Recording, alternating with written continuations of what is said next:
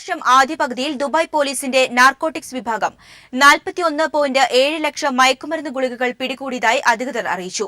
Dubai police register ചെയ്ത 748 കേസുകളിലാണ് ഇത്രയും ഗുളികകൾ പിടിച്ചെടുത്തത്. ഈ വർഷം 120.8 കിലോ തൂക്കം വരുന്ന വിവിധ മയക്കുമരുന്നുകളും 2195 മരിജ്വാന ഗുളികകളും പിടികൂടി.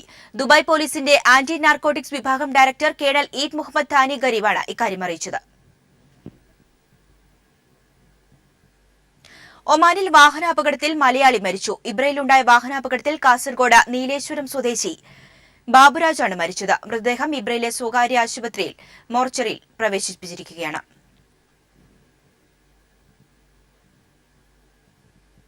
പക്ഷാഘാതത്തെ തുടർന്ന് ഷാർജയിലെ കുവൈറ്റ് ഹോസ്പിറ്റലിൽ ഗുരുതരാവസ്ഥയിൽ കഴിയുന്ന മലയാളി സഹായം തേടുന്നു. പട്ടാമ്പി ഞാങ്ങാട്ടിരി സ്വദേശി മൂസക്കുട്ടിയാണ് ആരും സഹായിക്കാനില്ലാതെ ആശുപത്രിയിൽ കഴിയുന്നത്. റാസൽ ഖൈമയിൽ നല്ല നിലയിൽ ബിസിനസ് ചെയ്തിരുന്ന മൂസക്കുട്ടി പിന്നീട് സ്പോൺസറുടെ ചതിയിൽപ്പെട്ട് കുറേക്കാലം ജയിലിലായിരുന്നു.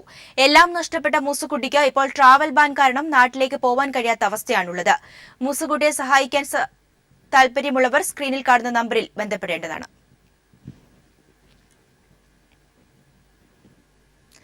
ചെറിയ പെരുന്നാൾ അവധി തിരക്ക് വർദ്ധിച്ചതോടെ കുവൈറ്റ് അന്താരാഷ്ട്ര വിമാനത്താവളത്തിൽ സുരക്ഷാ സംവിധാനങ്ങൾ പൂർവാധികം ശക്തമാക്കി. കഴിഞ്ഞ കുറേ നാളുകളായി ലോകത്തിന്റെ വിവിധ ഭാഗങ്ങളിലുണ്ടായ ഭീകരാക്രമണത്തിന്റെ പശ്ചാത്തലത്തിൽ കൂടിയാണ് പഴുതടച്ച സുരക്ഷ ഒരുക്കി പരിശോധനകൾ കർശനമാക്കിയത്. കഴിഞ്ഞ ദിവസങ്ങളിൽ നാട്ടിലേക്ക് തിരിച്ച നിരവധി യാത്രക്കാർക്ക് സുരക്ഷാ പരിശോധനയുടെ ഭാഗമായ പരിശോധനയിൽ ഹാൻഡ് ബാഗേജിൽ നിന്ന് പല സാധനങ്ങളും ഒഴിവാക്കേണ്ടി വന്നിരുന്നു. ദുബായിൽ ഈദുൽ ഫിത്തർ അവധി ദിനങ്ങളിൽ റോഡ്സ് ആൻഡ് ട്രാൻസ്പോർട്ട് അതോറിറ്റിയുടെ വിവിധ സേവനങ്ങളുടെ സമയക്രമം പ്രഖ്യാപിച്ചു. ഈ മാസം 3 മുതൽ 9 വരെയുള്ള 6 ദിവസം എമിറേറ്റിലെ പാർക്കിംഗ് മേഖലകളിൽ സൌജന്യമായി വാഹനങ്ങൾ പാർക്ക് ചെയ്യാനാകും.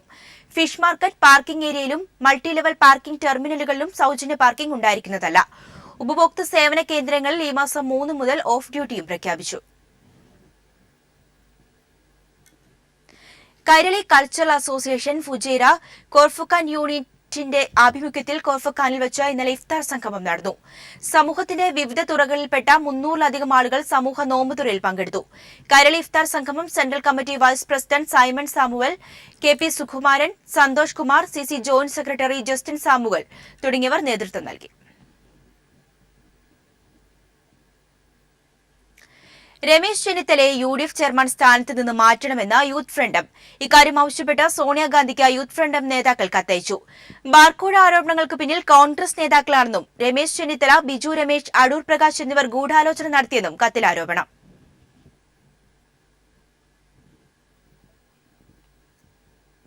വിവാഹ നിശ്ചയ ചടങ്ങിൽ ഉമ്മൻചാണ്ടിയും രമേശ് ചെന്നിത്തലയും പങ്കെടുത്തതാണ് വിവാദത്തിന് വഴിവെച്ചത്. അടൂർ പ്രകാശ്, ബിജു രമേശ്, ചെന്നിത്തല എന്നിവർ നടത്തിയ ഗൂഢാലോചനയാണ് ബാർക്കോഴയെന്ന് ഇതോടെ സാധൂകരിക്കപ്പെട്ടിരിക്കുന്നുവെന്നാണ് യൂത്ത് ഫ്രണ്ടും സോണിയാഗാന്ധിക്ക് നൽകിയിരിക്കുന്ന കത്തിന്റെ ഉള്ളടക്കം. ഉമ്മൻചാണ്ടിയും സംശയത്തിന്റെ നിഴലിലാണ്. യു.ഡി.എഫിന്റെ ശത്രുക്കളുമായി ചേർന്ന് ഗൂഢാലോചന നടത്തിയ രമേശ് ചെന്നിത്തലയ്ക്ക് മുന്നണിയുടെ കെട്ടുറപ്പ് നിലനിർത്താനാകില്ല. ചെന്നിത്തലയെ യു.ഡി.എഫ് ചെയർമാൻ സ്ഥാനത്തു നിന്നും മാറ്റണമെന്നാണ് യൂത്ത് ഫ്രണ്ടും സംസ്ഥാന പ്രസിഡന്റ് സജി മഞ്ഞക്കടമ്പിൽ സോണിയയ്ക്ക് അയച്ച കത്തിൽ ആവശ്യപ്പെട്ടിരിക്കുന്നത്. ഉമ്മൻചാണ്ടിയെയും ചെന്നിത്തലയെയും കെ.പി.സി.സി പ്രസിഡന്റ് വി.എം. സുധീരൻ ശക്തമായ ഭാഷയിൽ വിമർശിച്ച് നേരത്തെ രംഗത്തു വന്നിരുന്നു.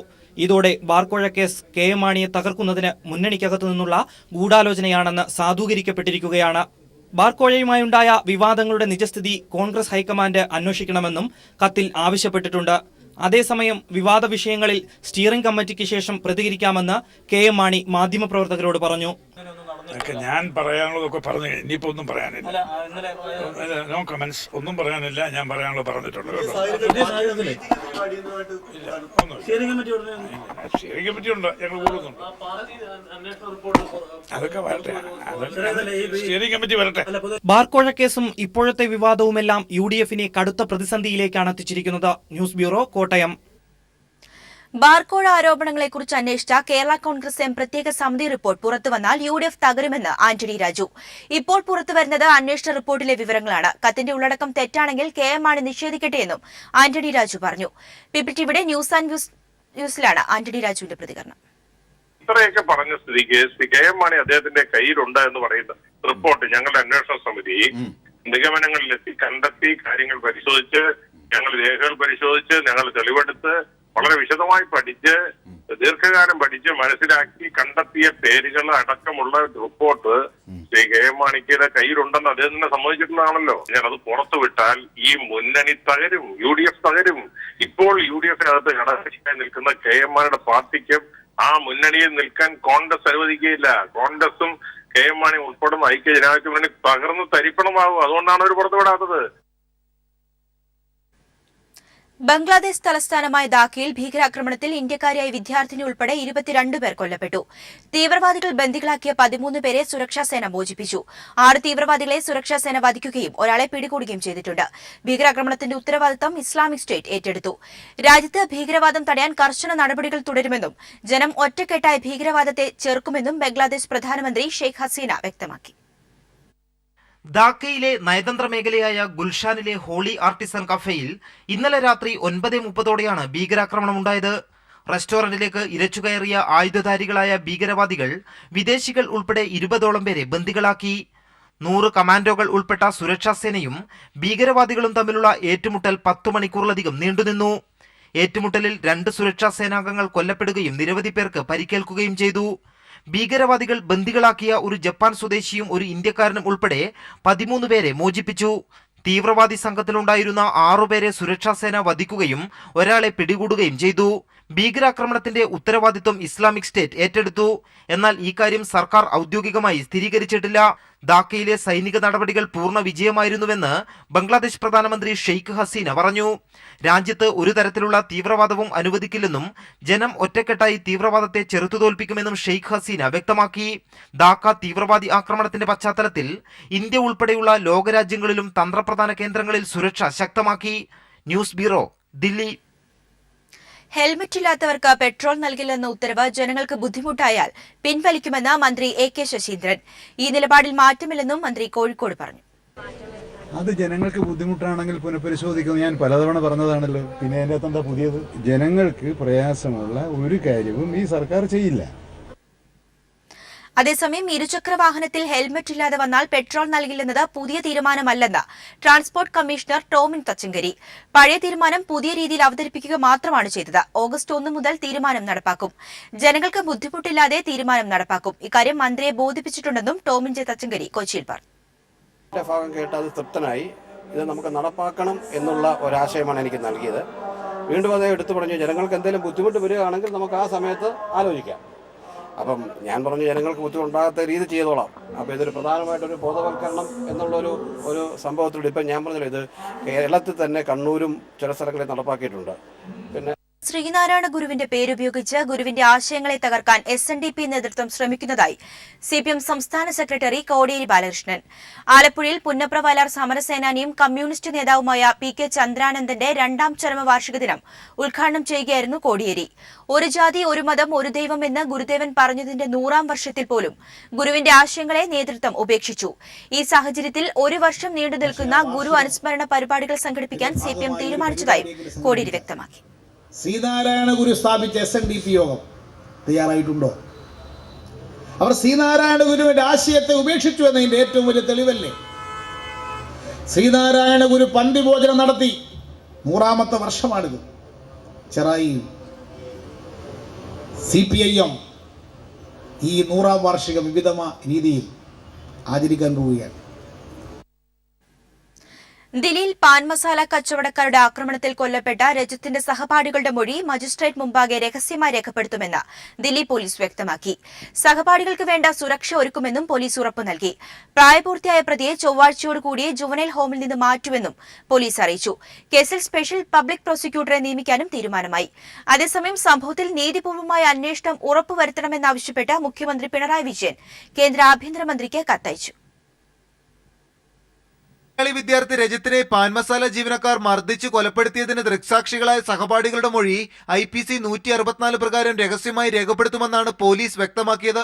മജിസ്ട്രേറ്റ് മുമ്പാകെ രഹസ്യമായി മൊഴി രേഖപ്പെടുത്തുന്ന സഹപാഠികൾക്ക് ആവശ്യമായ സുരക്ഷ ഒരുക്കുമെന്നും പോലീസ് മരണപ്പെട്ട രജത്തിന്റെ പിതാവുമായുള്ള ചർച്ചയ്ക്ക് ശേഷം വ്യക്തമാക്കി. പ്രതികളിൽ ഒരാൾക്ക് പ്രായപൂർത്തിയായെന്ന് വ്യക്തമായതിനാൽ ജുവനൈൽ ഹോമിൽ നിന്ന് മാറ്റുന്ന നടപടി ചൊവ്വാഴ്ചയോടുകൂടി മാത്രമേ പൂർത്തിയാക്കാനാകുമെന്നും ദില്ലി പോലീസ് അറിയിച്ചു. നിലവിൽ പ്രതിയുടെ പ്രായം തെളിയിക്കുന്ന സ്കൂൾ സർട്ടിഫിക്കറ്റ് കോടതി മുമ്പാകെ പോലീസ് ഹാജരാക്കും.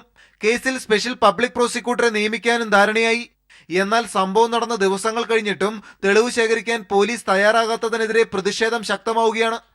ആക്രമണത്തിന് ആസൂത്രണം നൽകിയ പാൻ മസാല കടയുടമയെ കൂടുതൽ ചോദ്യം ചെയ്യാതെ വിട്ടയച്ച പോലീസ് നടപടിക്കെതിരെയും പ്രതിഷേധം ശക്തമാണ്. കാര്യക്ഷമമായ അന്വേഷണം വേണമെന്നാവശ്യപ്പെട്ട് ദില്ലി മലയാളി സംഘടനകൾ ആക്ഷൻ കൗൺസിൽ രൂപീകരിച്ച് കേന്ദ്ര സംസ്ഥാന സർക്കാരുകൾക്ക് നിവേദനം നൽകും. News bureau, Delhi. മങ്കടിലെ സദാചാര കൊലക്കേസിൽ കഴിഞ്ഞ ദിവസം പിടിയിലായ 2 പ്രതികളെയും കോടതിയിൽ ഹാജരാക്കി. തമിഴ്നാട്ടിലെ ഗൂഡല്ലൂരിൽ നിന്നാണ് ഇവരെ പിടികൂടിയത്. കേസിലെ പ്രധാന സാക്ഷിയായ സ്ത്രീയിൽ നിന്ന് അന്വേഷണ സംഘം മൊഴിയെടുത്തു. പങ്കുള്ള സക്കീറും സുഹൈലുമാണ് ഗൂഡല്ലൂരിൽ നിന്ന് പിടിയിലായത്. സംഭവ ദിവസം ഒളിവിൽ പോയ ഇവർ കർണാടകയിലേക്ക് കടന്നു. പ്രതികൾ തങ്ങാൻ സാധ്യതയുള്ള കേന്ദ്രങ്ങളിൽ പോലീസ് തമ്പടിച്ചതോടെ തമിഴ്നാട്ടിലെ ഗൂഡല്ലൂരിലെത്തുകയായിരുന്നു. 3 സംഘങ്ങളായിരുന്നു ഇവർക്കു വേണ്ടിയുള്ള അന്വേഷണം. ഇരുവരെയും പെരിന്തൽമണ്ണ കോടതിയിൽ ഹാജരാക്കി. നസീർ കൊല്ലപ്പെട്ട വീട്ടിലെ സ്ത്രീയുടെ ഭർത്തൃ സഹോദരനും അയൽവാസികളും ഉൾപ്പെടെ 4 പേർ നിലവിൽ റിമാൻഡിലുണ്ട്. അതേസമയം കേസിലെ പ്രധാന സാക്ഷിയായ സ്ത്രീയിൽ നിന്ന് അന്വേഷണ സംഘം വീണ്ടും മൊഴിയെടുത്തു. രാഷ്ട്രീയ കൊലപാതകമാണെന്ന സംശയം ബലപ്പെട്ടതിനാൽ കൂട്ടിൽ സ്വദേശികളായ ഒട്ടേറെ ആളുകളിൽ നിന്ന് പോലീസ് വിവരങ്ങൾ ശേഖരിച്ചിട്ടുണ്ട്.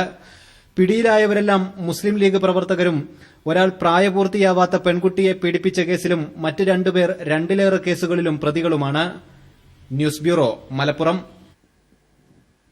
ഗുൽബർഗിൽ റാഗിങ്ങിനിടെ അശ്വതിക്ക് കേരളത്തിൽ പഠിക്കാനുള്ള സൌകര്യമൊരുക്കുമെന്നും പഠനം പൂർത്തിയായാൽ സർക്കാർ ജോലി നൽകുമെന്നും പട്ടികജാതി പട്ടികവർഗ ക്ഷേമ വകുപ്പ് മന്ത്രി AK ബാലൻ പറഞ്ഞു.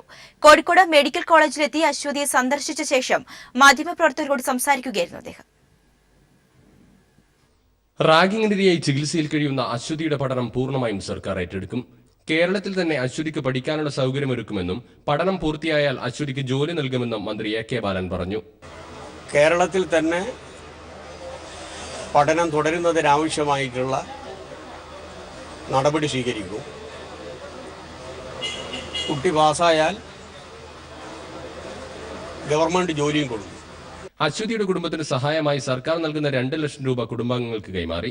1 ലക്ഷം രൂപയും 1 ലക്ഷം രൂപയുടെ ചെക്കുമാണ് മന്ത്രി ആശുപത്രിയിൽ വെച്ച് കൈമാറിയത്. നിലവിൽ മെഡിക്കൽ കോളേജ് ആശുപത്രിയിലെ ചികിത്സ പൂർണ്ണമായും സൗജന്യമാണ്. കേസന്വേഷണം നിഷ്പക്ഷമായി നടത്തുന്നതിനുള്ള ഇടപെടൽ സർക്കാർ നടത്തുമെന്നും മന്ത്രി പറഞ്ഞു. തുടരന്വേഷണം നടത്തുന്നത് കർണാടക പോലീസാണ്. ആ അന്വേഷണം നിഷ്പക്ഷമായി നടത്തുന്നതിനുള്ള ഇടപെടൽ ഗവൺമെന്റിന്റെ ഭാഗത്തു നിന്നുണ്ടാകും. അശ്വതിയുടെ ആരോഗ്യനിലയിൽ പുരോഗതിയുള്ളതായി ഡോക്ടർമാർ അറിയിച്ചു. News bureau, Kozhikode. ഗുൽബർഗിൽ റാഗിങ്ങിനിരയായ അശ്വതിയുടെ ആരോഗ്യനില തൃപ്തികരമെന്ന് മെഡിക്കൽ കോളേജ് പ്രിൻസിപ്പൽ. പെൺകുട്ടിക്ക് പനിയുള്ളതിനാൽ വിദഗ്ധ മെഡിക്കൽ സംഘത്തിന്റെ മേൽനോട്ടത്തിലാണ് പരിശോധനയെന്നും മെഡിക്കൽ കോളേജ് പ്രിൻസിപ്പൽ അറിയിച്ചു. ഗുൽബർഗ റാഗിങ്ങിനിരയായ പെൺകുട്ടിയുടെ ആരോഗ്യനില തൃപ്തികരമാണെന്നും നേരിയ പനിയുള്ളതിനാൽ നിരീക്ഷണത്തിൽ ആണെന്നുമാണ് ഡോക്ടർമാർ പറയുന്നത്. ഇടയ്ക്കിടെയുള്ള സന്ദർശകരുടെ വരവാണ് കുട്ടിക്ക് പനി വരാൻ കാരണമായതെന്നാണ് കരുതുന്നത്. 100% സന്ദർശകരെ ഒഴിവാക്കണം എന്നാണ് തീരുമാനം എന്നും മെഡിക്കൽ കോളേജ് പ്രിൻസിപ്പൽ ശശിധരൻ പറഞ്ഞു. ഒരുപാട് സന്ദർശകരാണ് ഇവിടെ വരുന്നത്. അപ്പോൾ അതിന് 100% നമുക്ക് സന്ദർശകരെ ഒഴിവാക്കണം. ബൈസ്റ്റാൻഡേഴ്സിനോട് നമ്മൾ വളരെ കർശനമായ നിർദ്ദേശങ്ങൾ കൊടുത്തിട്ടുണ്ട്. സന്ദർശകരെ നമ്മൾ ഒരു പരിധിവരെ നമ്മൾ വിലക്കിയിട്ടുണ്ട്. കുട്ടിയുടെ നിരീക്ഷണത്തിനായി സൈക്കാട്രി ഉൾപ്പെടെ സംഘം ഡോക്ടർമാർക്ക് നിർദ്ദേശം നൽകിയിട്ടുണ്ട്. അവർ നിരന്തരമായി കുട്ടിയെ നിരീക്ഷിക്കുന്നുണ്ടെന്നും ഡോക്ടർ പറഞ്ഞു. കുട്ടിക്ക് പനി അനുഭവപ്പെട്ടതിനാൽ മെഡിക്കൽ സംഘം യോഗം ചേർന്ന് കാര്യങ്ങൾ വിലയിരുത്തി. ദ്രാവക രൂപത്തിലുള്ള ഭക്ഷണം കുട്ടിക്ക് നൽകി വരുന്നതായും ഉടൻ സുഖം പ്രാപിക്കുമെന്ന് പ്രതീക്ഷിക്കുന്നതായും ഡോക്ടർ പറഞ്ഞു. News bureau, Kozhikode. ഇൻഫോസിസ് ജീവനക്കാരി സ്വാതിയെ രാംകുമാർ വെട്ടിക്കൊലപ്പെടുത്തിയത് പ്രണയാഭ്യർത്ഥന നിരസിച്ചതിനെ തുടർന്നെന്ന് പോലീസ്. പിടിയിലായതിനു ശേഷം ആത്മഹത്യയ്ക്ക് ശ്രമിച്ച പ്രതി അപകടനില തരണം ചെയ്തിട്ടുണ്ട്.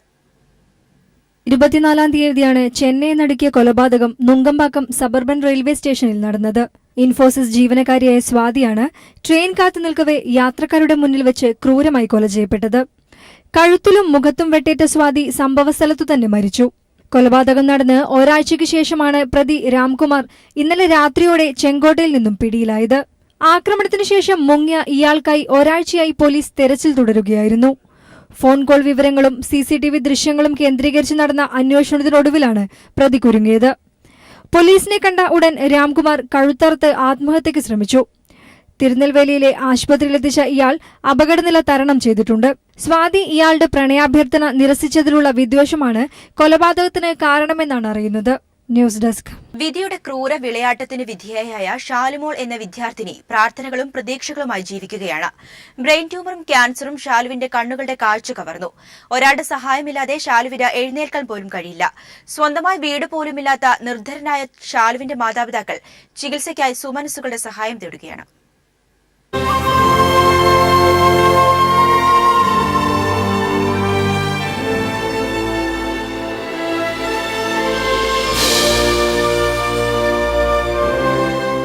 ജീവിതത്തിൽ പഠനത്തിൽ മികവ് തെളിയിച്ച ഷാലുമോൾ എന്ന 18 വയസ്സുകാരി എന്നാൽ വിധിയുടെ ക്രൂരവിളയാട്ടത്തിൽ പ്രതീക്ഷകൾ നഷ്ടപ്പെട്ട അവസ്ഥയിലാണ്. 2013 9ാം ക്ലാസ്സിൽ പഠിക്കുമ്പോഴാണ് ഷാലുവിന് ബ്രെയിൻ ട്യൂമറിന്റെ ആരംഭം കണ്ടത്. തിരുവനന്തപുരം ശ്രീചിത്രയിൽ ചികിത്സയ്ക്കെത്തിച്ചപ്പോഴാണ് മകൾക്ക് കൺകുഴിയിൽ ക്യാൻസർ ബാധിച്ചതായും ഷാലുവിന്റെ മാതാപിതാക്കൾ അറിഞ്ഞത്. ആദ്യ ഓപ്പറേഷന് ശേഷം ഷാലുവിന്റെ വലത്തെ കണ്ണിന്റെ കാഴ്ച നഷ്ടപ്പെട്ടു. എന്നാൽ അവൾ മനോധൈര്യം വീണ്ടെടുത്ത് 10ാം ക്ലാസ് പഠിച്ച് പരീക്ഷ എഴുതി 87% മാർക്കോടെ വിജയിച്ചു. +1 പഠിക്കുമ്പോഴാണ് മൂക്കിൽ നിന്നും രക്തം വന്നതിനെ തുടർന്ന് വീണ്ടും ശ്രീചിത്രയിലെത്തുന്നത്. ട്യൂമർ വ്യാപകമായി വളർന്നെന്നും ക്യാൻസർ വ്യാപിച്ചുവെന്നുമുള്ള മറുപടിയാണ് ഡോക്ടർമാരിൽ നിന്നും മാതാപിതാക്കൾക്ക് ലഭിച്ചത്. തുടർന്ന് ഇടത്തെ കണ്ണിന്റെയും കാഴ്ച നഷ്ടപ്പെട്ടു. ഇപ്പോൾ മാതാപിതാക്കളായ ബിന്ദുവിന്റെയും ശശിധരന്റെയും പ്രാർത്ഥനയാണ് ഇവളുടെ ജീവൻ നിലനിർത്തുന്നത്.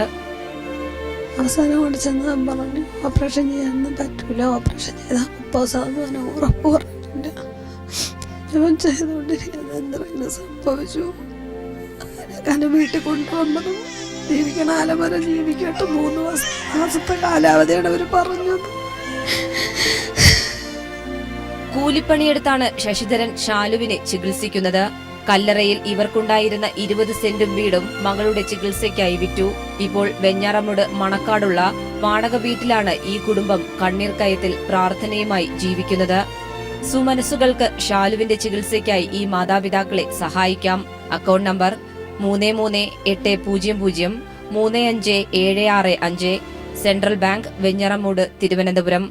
Phone number 9774990273. S Sheeja, Thiruvananthapuram.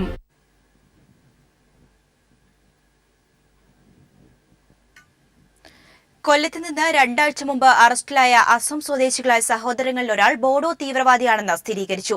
ഇയാളെ അസമിൽ നിന്നെത്തിയ പോലീസ് സംഘം അറസ്റ്റ് ചെയ്തു. അസമിലെ കൊക്രജാർ ജില്ലക്കാരനായ കനീന്ദ്ര നർസാരിയെയാണ് അറസ്റ്റ് ചെയ്തത്. മറ്റൊരു കേസിൽ നേരത്തെ ശിക്ഷിക്കപ്പെട്ടിട്ടുള്ള ഇയാളുടെ സഹോദരൻ ഖലീൽ നർസാരിയും അസം പോലീസ് കസ്റ്റഡിയിലെടുത്തു. കൊല്ലം ആശ്രാമത്തെ ടൈൽസ് നിർമ്മാണ ഫാക്ടറിയിൽ നിന്ന് പോലീസിന്റെ സഹായത്തോടെ മിലിറ്ററി ഇന്റലിജൻസ് 2 ആഴ്ച മുമ്പ് കസ്റ്റഡിയിലെടുത്ത കനീന്ദ്ര നർസാരിയെയും സഹോദരൻ ഖലീൽ നർസാരിയെയും പിന്നീട് വിട്ടയച്ചെങ്കിലും നിരീക്ഷണത്തിലായിരുന്നു. ഇന്നലെ രാവിലെയാണ് ഇവരെ വീണ്ടും കസ്റ്റഡിയിലെടുത്ത് ഈസ്റ്റ് സ്റ്റേഷനിൽ എത്തിച്ചത്. തുടർന്ന് ആസമിൽ നിന്നെത്തിയ ASI അങ്കരാജ് ഛേത്രിയുടെ നേതൃത്വത്തിൽ 4 അംഗ സംഘത്തിന് കൈമാറുകയായിരുന്നു. അസമിലെ ബോഡോ ഏറ്റുമുട്ടലിൽ കനീന്ദ്ര നർസാരിക്കെതിരെ രജിസ്റ്റർ ചെയ്ത FIR, വാറണ്ട് തുടങ്ങിയ രേഖകളുമായി എത്തിയ പോലീസ് സംഘം പിടിയിലായത് തങ്ങൾ അന്വേഷിക്കുന്നയാൾ തന്നെയാണെന്ന് സ്ഥിരീകരിക്കുന്ന വിവരങ്ങൾ കേരള പോലീസിന് കൈമാറി. നാഷണൽ ഡെമോക്രാറ്റിക് ഫ്രണ്ട് ബോഡോലാൻഡ് സോങ് ബിജിത്തിലെ സജീവ പ്രവർത്തകനായ കനീന്ദ്ര നർസാരി ആസാമിൽ പോലീസിനും സൈന്യത്തിനും നേരെ നടന്ന പല ആക്രമണങ്ങളിലും പങ്കെടുത്തിട്ടുണ്ടെന്ന് മിലിറ്ററി ഇന്റലിജൻസ് നൽകുന്ന വിവരം. 2014 അസമിലെ കൊക്രജാറിൽ സൈന്യവുമായുണ്ടായ ഏറ്റുമുട്ടലിൽ ഇയാളുടെ കയ്യിൽ വെടിയേറ്റിരുന്നു. ഈ ഏറ്റുമുട്ടലിൽ ബോഡോ തീവ്രവാദ സംഘത്തിന്റെ കമാൻഡർ ടൈജു കൊല്ലപ്പെട്ടു. പരിക്കേറ്റ കനീന്ദ്ര നർസാരിയെ ബോഡോലാൻഡ് അനുഭാവികളാണ് ചികിത്സിച്ചത്. തുടർന്ന് പശ്ചിമ ബംഗാളിലേക്ക് കടന്ന സർസാരി അവിടെ നിന്നും കേരളത്തിലെത്തുകയായിരുന്നു. കൊല്ലത്ത് നിർമ്മാണ മേഖലയിൽ പണിയെടുത്തു വരവെയാണ് സഹോദരൻ ഖലീൽ നർസാരിയെ ഇവിടേക്ക് വിളിച്ചു വരുത്തുന്നത്. ഖലീലും സംഘടനയുമായി ബന്ധമുള്ളയാളാണെന്ന് പോലീസിന് ലഭിച്ച വിവരം. ഇയാൾ മറ്റൊരു കേസിൽ ശിക്ഷിക്കപ്പെട്ടിട്ടുണ്ട്. 2014 ഏറ്റുമുട്ടലിന് ശേഷം കനീന്ദ്ര മിലിറ്ററി ഇന്റലിജൻസിന്റെ തുടർച്ചയായ നിരീക്ഷണത്തിലായിരുന്നു. മൊബൈൽ ഫോൺ കോളുകളടക്കം കേന്ദ്രീകരിച്ച് നടന്ന അന്വേഷണത്തിലാണ് കൊല്ലത്തെ താമസ സ്ഥലം കണ്ടെത്തിയതും അറസ്റ്റ് ചെയ്തതും. ന്യൂസ് ബ്യൂറോ, കൊല്ലം. പുണ്യപ്രവർത്തനങ്ങൾ ലക്ഷ്യമാക്കി കഴിഞ്ഞ 15 വർഷമായി വളപട്ടണത്തെ N. അബ്ദുള്ള കൾച്ചറൽ ഫോറം പാവങ്ങൾക്കിടയിൽ പ്രവർത്തിക്കുകയാണ്. ഇത്തവണ റംസാൻ നാളുകളിൽ 1000-ലധികം ആളുകൾക്ക് സഹായങ്ങളുമായാണ് ഈ കൂട്ടായ്മ ശ്രദ്ധേയമാവുന്നത്. അഗതികളെയും അശരണരെയും രോഗികളെയും സഹായിക്കുക എന്ന നബിവചനം അർത്ഥവത്താക്കുന്ന പുണ്യമാസമാണ് റംസാൻ മാസം. കഴിഞ്ഞ 15 വർഷമായി വളപട്ടണത്തെ N. Abdulla cultural forum Ramzan മാസം സഹായഹസ്തവുമായി അഗതികളെയും അനാഥരെയും ഒപ്പം പാവപ്പെട്ടവരെയും സംരക്ഷിക്കുകയാണ്. വിശപ്പകറ്റാൻ അരിയും അതോടൊപ്പം വിധവകൾക്ക് തയ്യൽ മെഷീനും വസ്ത്രങ്ങളും അങ്ങനെ പല വിധത്തിൽ പലതരത്തിൽ എത്തുന്നു പാവങ്ങളിലേക്ക് ഇവരുടെ സഹായം. നമ്മൾ ഈ തുടക്കമിട്ടത് 15 കൊല്ലം മുമ്പ് 150 പേർക്കാണ് അരി കിറ്റ് വിതരണം ചെയ്തത്. ഇന്ന് ഈ 15 കൊല്ലം പൂർത്തീകരിക്കുമ്പോൾ 1200 പേർക്ക് അരിയും അതുപോലെ തന്നെ വിധവകൾക്ക് തയ്യൽ മെഷീൻ. റംസാൻ മാസം മാത്രമല്ല മറ്റു ദിവസങ്ങളിലും ഇവരുടെ സേവന പ്രവർത്തനങ്ങൾ സന്നദ്ധ സംഘടനകൾക്കും മാതൃകയാവുകയാണ്. വീട് എടുത്ത് പൂർത്തിയാക്കാൻ പറ്റാത്തവർക്ക് സിമന്റും ജില്ലിയും ഏത് തരത്തിലുള്ള രൂപത്തിലുള്ള ആവശ്യങ്ങളാണോ ഞങ്ങളുമായി ബന്ധപ്പെട്ട് സമീപിക്കുന്നത് ആ തരത്തിലുള്ള സഹായം എൻ അബ്ദുള്ള കൾച്ചർ ഫോറത്തിന്റെ ആഭിമുഖ്യത്തിൽ ഇതുവരെ ചെയ്തിട്ടുണ്ട്. News bureau. സംസ്ഥാനത്ത് സൈബർ കുറ്റകൃത്യങ്ങൾ വർദ്ധിക്കുന്നതായി മുഖ്യമന്ത്രി പിണറായി വിജയൻ. ഇത് തടയാനായി സംസ്ഥാന പോലീസും IT വിദഗ്ധരും ഒരുമിച്ച് പ്രവർത്തിക്കണം. തിരുവനന്തപുരത്ത് സൈബർ ഡോമിന്റെ ശില്പശാല ഉദ്ഘാടനം ചെയ്ത് സംസാരിക്കുകയായിരുന്നു മുഖ്യമന്ത്രി. UAE കൌൺസിൽ ഓഫീസ് സംബന്ധിച്ച ഫയലിൽ കഴിഞ്ഞ സർക്കാർ കാലതാമസം വരുത്തിയെന്നും മുഖ്യമന്ത്രി കുറ്റപ്പെടുത്തി. വീട്ടംഗങ്ങൾ ജോലിക്ക് പോകുമ്പോൾ പ്രായമായവർക്കായി കഴിയാനായി കോഴിക്കോട് പകൽ വീട് ഒരുങ്ങി. കോഴിക്കോട് കോർപ്പറേഷനിലെ കുടുംബശ്രീ പ്രവർത്തകരുടെ നേതൃത്വത്തിലാണ് പ്രായമായവർക്കായി ഡേ കെയർ സെന്റർ തുടങ്ങിയത്.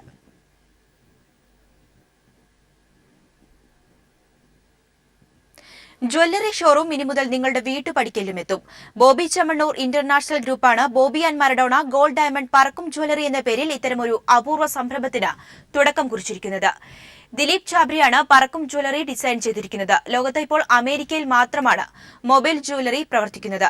കോഴിക്കോട് KSRTC ബസ് സ്റ്റാൻഡിന് സമീപം നടന്ന ചടങ്ങിൽ ഡോക്ടർ ബോബി ചെമ്മണ്ണൂർ പറക്കും ജ്വല്ലറി ഉദ്ഘാടനം ചെയ്തു.